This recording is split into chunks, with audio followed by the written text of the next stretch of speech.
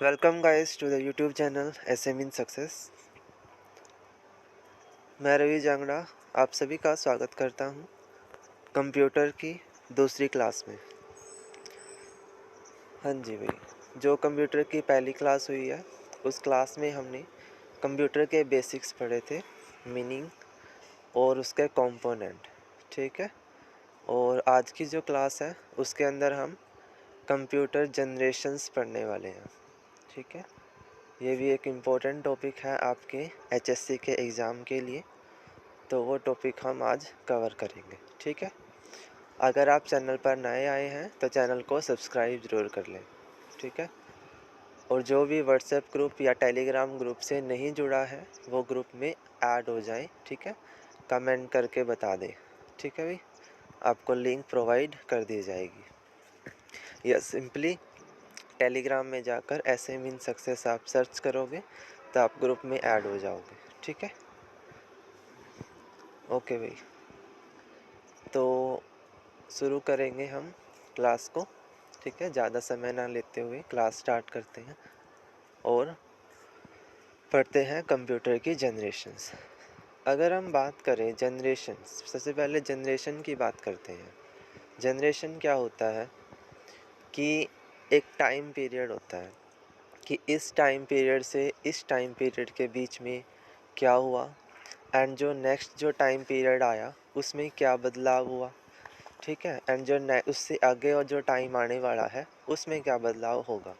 ठीक है, हम अपने आप से ही लगा के चलते हैं कि हमारे जो पेरेंट्स हैं, ठीक है, या उनके भी जो पेरेंट्स हैं, ठीक है, उनके जो पेरेंट्स हैं यानी कि हमारे जो ग्रैंडफादर या ग्रैंडमदर हैं उनका जो टाइम था वो एक पर्टिकुलर पीरियड था, एंड जो हमारे पेरेंट्स हैं उनका जो टाइम है वो एक पर्टिकुलर पीरियड है, एंड जब हम खुद आए तो हमारा एक पर्टिकुलर पीरियड हो गया। ठीक है, इसको हम बोलते हैं कि ये क्या हो रही है, जनरेशन हो रही है। ठीक है, कि जनरेशन टू जनरेशन जो है वो हमें बदलाव देखने को मिल रहे हैं। अगर हम बात करते हैं कंप्यूटर की, तो कंप्यूटर भी ऐसे ही नहीं आ गया था, उसको भी इन्वेंट करने का जो राइट है ना वो किसको दिया गया है, जो इसका फादर ऑफ द कंप्यूटर है वो कौन है, चार्ल्स बेबेज है। इन्होंने ही इसको नींव रखी थी। ठीक है, स्टार्टिंग में कंप्यूटर का टाइम पीरियड कुछ और था और फिर टाइम बदलते बदलते हमें नई नई टेक्नोलॉजी देखने को उसमें मिली। ठीक है, तो शुरुआत करते हैं जनरेशन्स की, मीनिंग देख लेते हैं। Computer generations, it is a change in technology a computer is being used. ये क्या होता है, एक कंप्यूटर का चेंज होता है जो टेक्नोलॉजी में आया है, यानी कि हमारा जो टाइम पीरियड है वो चेंज हुआ है, यानी कंप्यूटर की टेक्नोलॉजी में क्या बदलाव आया वो उसकी क्या कहलाती है, कंप्यूटर की जनरेशन। कि फर्स्ट जनरेशन में क्या चेंज था, सेकंड में, थर्ड में एंड फोर्थ में फिर क्या क्या चेंज आया, एंड जो प्रेजेंट जनरेशन चल रही है उसमें क्या चेंज देखने को मिला है। ठीक है, वो आपकी क्या होगा, कंप्यूटर जनरेशन होगा। ठीक है, ये एक इम्पोर्टेंट टॉपिक है, यहाँ से क्वेश्चन जो है वो आपका आ सकता है HSC के एग्ज़ाम में। ठीक है, इम्पोर्टेंट टॉपिक है आपका जनरेशन वाला। ठीक है, मैं बता दूंगा कि कैसे कैसे क्वेश्चन जो है वो बन जाते हैं। ठीक है, हाँ जी, पढ़ लेते हैं। जो आपकी फर्स्ट जनरेशन है उसका टाइम पीरियड देखो, 1946 से 59, ये टाइम पीरियड रहा है किसका, कंप्यूटर की फर्स्ट जनरेशन का। ठीक है भाई, ये हमारी कंप्यूटर की फर्स्ट जनरेशन का टाइम पीरियड है जो 1946 से 1959 के बीच में रही। इसमें क्या क्या था क्या नहीं था वो हम पढ़ते हैं। ठीक है, बैच प्रोसेसिंग ऑपरेटिंग सिस्टम, सबसे पहले यहाँ पर किस तरह का ऑपरेटिंग सिस्टम था, बैच ऑपरेटिंग सिस्टम, यानी कि कंप्यूटर के क्या होते थे, बैचेस। बैचेस के ज़रिए हम कंप्यूटर में ऑपरेटिंग सिस्टम को ऑपरेट करते थे। ठीक है, जो फर्स्ट जनरेशन थी उसमें ये बात इम्पोर्टेंट है। ठीक, दूसरी बात, machine code is use as a programming language. ठीक है, क्या यूज़ किया जाता था, मशीन कोड को यूज़ किया जाता था। ठीक है, ताकि हम प्रोग्रामिंग लैंग्वेज को कंप्लीट कर सकें, उसको जो है वो प्रोग्राम को कंप्लीट कर पाए। ठीक है भाई। सॉरी भाई। ठीक है, मैंने इस जनरेशन के बारे में क्या क्या खासियत बताई हैं। सबसे पहली खासियत बैच प्रोसेसिंग ऑपरेटिंग सिस्टम था यहाँ पर। दूसरी खासियत मशीनी कोड को यूज़ किया जाता था प्रोग्रामिंग लैंग्वेज के लिए। And third point slow input and output device. जो आपके इनपुट डिवाइस थे और जो आउटपुट डिवाइस थे वो इतने ज़्यादा इफ़ेक्टिव नहीं थे इस जनरेशन में। वो बहुत ही स्लो थे, उनका जो काम करना था वो बहुत ही स्लो वर्किंग था। ठीक है, वो फास्टली काम नहीं कर पाते थे। ठीक है, आगे चलो। कंप्यूटर इन दिस जनरेशन, जो ये वाली जनरेशन है इसमें कौन कौन से कंप्यूटर आए थे, उनके आपसे नाम पूछे जा सकते हैं। ठीक है, उनके आपसे नाम पूछे जा सकते हैं कि कौन कौन से कंप्यूटर इस जनरेशन में आए, तो उनके नाम देख लो। ENIAC मॉडल कंप्यूटर का ये आया था। EDVAC ये कंप्यूटर का मॉडल है। IBM 701, IBM 650। ठीक है, ये कंप्यूटर के मॉडल के नाम है, आपको याद रखने हैं फर्स्ट जनरेशन के लिए। ठीक है, ओके, नेक्स्ट चलते हैं। अब हम पढ़ रहे हैं सेकंड जनरेशन। ठीक हो, एक बार रिकॉल कर लेते हैं फर्स्ट जनरेशन में क्या क्या पढ़ा। फर्स्ट जनरेशन में हमने पढ़ा कि इसका टाइम पीरियड 1946 से 59 का था। बैच प्रोसेसिंग ऑपरेटिंग सिस्टम इसमें यूज़ किया गया। मशीन कोड को प्रोग्रामिंग लैंग्वेज में यूज़ किया जाता था। इनपुट आउटपुट डिवाइस जब वो स्लो वर्किंग थे, वो इतने ज़्यादा फास्टली काम नहीं कर पाते थे। कंप्यूटर इसमें ये सारे थे ENIAC, EDVAC, IBM 701, IBM 650। ये इसमें क्या थी, हमारी कंप्यूटर की मॉडल थी। ठीक है, उम्मीद करता हूँ फर्स्ट जनरेशन से रिलेटेड आपको कोई डाउट नहीं रहा होगा। आगे चलते हैं सेकंड जनरेशन के ऊपर। मैंने वही सारे पॉइंट लिए हैं जो एग्जामिनर आपसे पूछ सकता है। ठीक है ना, टाइप ऑफ कंप्यूटर पूछा जा सकता है कि ये कौन सी जनरेशन का है, इनका टाइम पीरियड पूछ सकते हैं, या इनसे रिलेटेड ये पूछा जा सकता है कि ये जो पर्टिकुलर काम है वो कौन सी जनरेशन में स्टार्ट हुआ था। ठीक है, वर्किंग के ऊपर क्वेश्चन बनता है, तो ऐसा क्वेश्चन बनाया जा सकता है। सेकंड जनरेशन पे आते हैं। जो हमारी सेकंड जनरेशन है वो कब से कब तक है, 1959 टू 65 के बीच में। ठीक है, ये टाइम पीरियड किसका रहा, second generation of the computer. First कहाँ तक थी, 1958 के आसपास। 59 से पहले जो पीरियड था वो फर्स्ट जनरेशन में काउंट हुआ। एंड जो 65 तक का टाइम पीरियड है वो सेकंड जनरेशन में काउंट हुआ। इसमें क्या खासियत है, ट्रांजिस्टर आर यूज, क्या किया गया, इस जनरेशन में ट्रांजिस्टर को यूज़ करना शुरू कर दिया हमने। ठीक है, ट्रांजिस्टर की हेल्प से कंप्यूटर को क्या किया जाने लगा, ऑपरेट करना शुरू किया गया।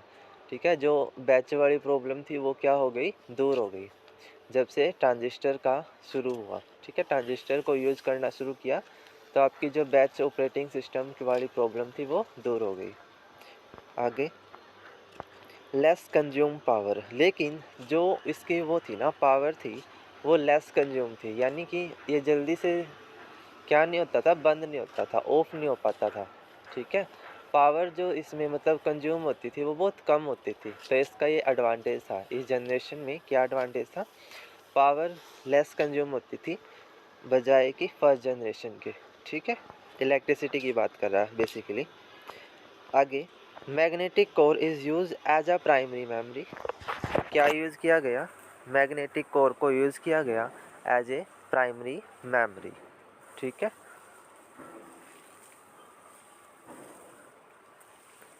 उसके बाद और क्या है इसके अंदर, assembly language and high level language.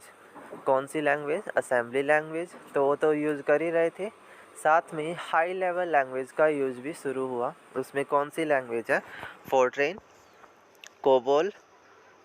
ठीक है, ये हमारी, हाँ जी, आप मुझे कोबोल का फुल फॉर्म बताएंगे।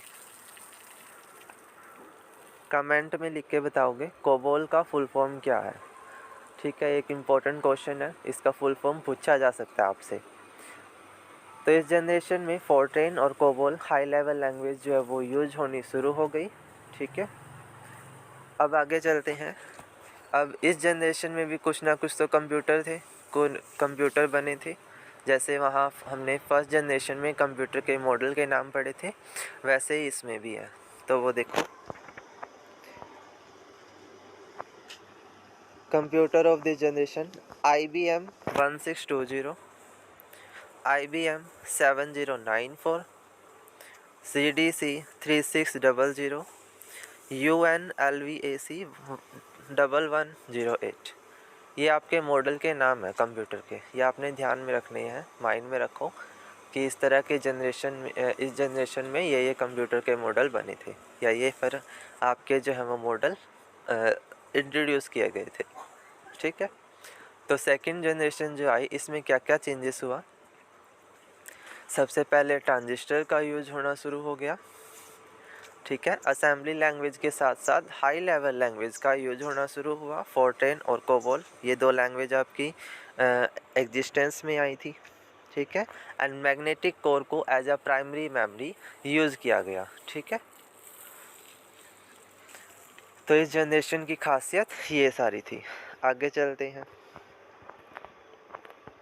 जो आपकी थर्ड जनरेशन है वो कब से कब तक शुरू हुई, 1965 टू 71 के बीच में, यानी कि ये टाइम पीरियड हमारा है थर्ड जनरेशन का, जिसमें क्या क्या चेंजेस हुआ वो देखते हैं, वो हम चेक करते हैं क्या क्या इसमें बदलाव आया। ठीक, ओके भाई, थर्ड जनरेशन मैंने बताया 1965 से 71 के बीच में रही। इसमें क्या क्या बदलाव था वो देखो। इंटीग्रेटेड सर्किट बेस, वहाँ पर हम कैसे यूज़ कर रहे थे, ट्रांजिस्टर बेस सिस्टम को यूज़ कर रहे थे। यहाँ पर integrated circuit base system use किया जाने लगा। हाँ जी, ये आपकी इम्पोर्टेंट फुल फॉर्म है आईसी की। आईसी हम क्या कहते हैं, इंटीग्रेटेड सर्किट। ये आपसे एग्जामिनर पूछ सकता है, ध्यान रखना है। ठीक है, इंटीग्रेटेड सर्किट आपका ये आपसे पूछा जा सकता है, ध्यान रखना है इसका। आईसी इंटीग्रेटेड सर्किट बेस जो है वो ऑपरेटिंग सिस्टम इसमें हमने यूज़ किया। नेक्स्ट, रिमोट प्रोसेसिंग, जहाँ पर बैच प्रोसेसिंग हो रही थी, अभी इस जनरेशन में रिमोट प्रोसेसिंग शुरू हुई, यानी रिमोट के ज़रिए भी काम शुरू हुआ, यानी कि उसको सिस्टम को कंट्रोल करने के लिए एक पर्टिकुलर इक्विपमेंट तैयार किया गया। ठीक है, टाइम शेयरिंग सिस्टम शुरू हुआ। ठीक है, मल्टी प्रोग्रामिंग ऑपरेटिंग सिस्टम, यानी कि एक ही प्रोग्राम में काफ़ी सारे प्रोग्राम होना, मल्टी प्रोग्रामिंग ऑपरेटिंग सिस्टम को यूज़ करना भी स्टार्ट हो गया था इस जनरेशन में। तो इस जनरेशन की क्या क्या खासियत हुई, पहली बात, इंटीग्रेटेड सर्किट बेस्ड सिस्टम था पूरा, मल्टी प्रोग्रामिंग ऑपरेटिंग सिस्टम इसमें यूज़ हुआ, remote processing, time sharing processing वो इसमें हमने शुरुआत कर दी थी। आगे चलते हैं। High level language use as Pascal, हाँ जी हाई लेवल लैंग्वेज कौन सी यूज हुई, पास्कल। ठीक है, थर्ड जनरेशन में पास्कल लैंग्वेज आपकी यूज होनी शुरू हो गई थी। ठीक है, पहले कौन सी आई थी सेकंड जनरेशन में, फोर्ट्रेन एंड कोबोल, यहाँ पर कौन सी आ गई, पास्कल। अब हम पढ़ते हैं आपके मॉडल ऑफ द कंप्यूटर, कौन कौन से मॉडल इस जनरेशन के हैं, ध्यान रखो, ध्यान दो। IBM 360 series, personal data processor TDS 316। ठीक है, ये हमने इसमें सारे कंप्यूटर के मॉडल देखे। IBM 360 सीरीज़ आई है, मतलब सीरीज़ आई है, नॉट अ मॉडल, सीरीज़ आई है उसकी। पर्सनल डाटा प्रोसेसर TDS 316, ये आपकी कंप्यूटर के मॉडल इस जनरेशन में आई है। ठीक, आगे चलते हैं और पढ़ते हैं next generation, fourth generation. Fourth generation 71 to 80 के बीच में रही। मैंने सारी जनरेशन को उनके टाइम पीरियड के अकॉर्डिंग बांट दिया है। ठीक है, काम के अकॉर्डिंग क्या क्या वर्किंग कब से कब तक हुई है। 1971 से 80 के बीच में हमारी 4th जनरेशन है, ठीक है। और इसमें क्या क्या खासियत है वो देख लो। VLSI माइक्रो प्रोसेसर बेस, वहाँ पर IC बेस था, यहाँ पर micro processor base operating system use होना शुरू हुआ, ठीक है। VLSI micro processor base computer system इसमें शुरू हो गया था। हाँ जी, राइज ऑफ PC यानी कि पर्सनल कंप्यूटर। पहले पर्सनल कंप्यूटर यूज नहीं होते थे, अब क्या होने लगा, पर्सनल कंप्यूटर यूज होने लगे, जिसको हम क्या देते हैं, PC करके डिनोट करते हैं पर्सनल कंप्यूटर को। 4th जनरेशन में पर्सनल कंप्यूटर का यूज होना शुरू हो गया था, ये ध्यान में रखो, ठीक है। C++ use in the generation, इस जनरेशन में C लैंग्वेज का यूज होना शुरू हुआ, यानी कि बहुत ज़्यादा हाई प्रोग्रामिंग लैंग्वेज इसमें हम यूज करने लग गए, ठीक है।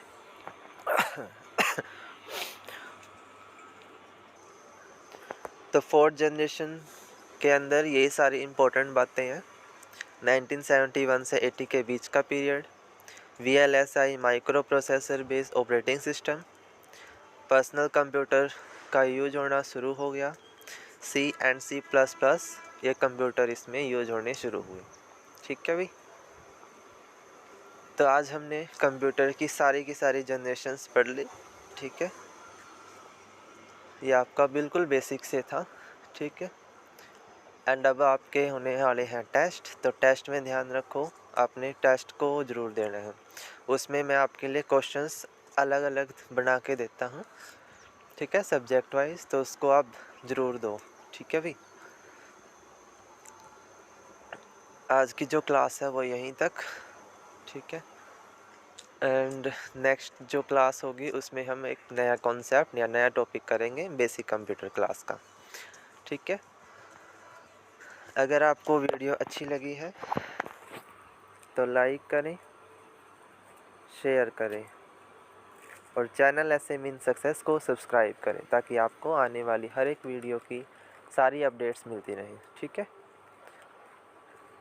एंड आपकी क्लासेस जो हो रही हैं उसमें लाइव आना ना भूलें, ठीक है भाई। जो भी लाइव क्लासेस होती हैं उसमें आप डेली बेसिस पे आएँ, ठीक है। डेली क्लासेस हो रही हैं तो उसमें ध्यान दो, ठीक है।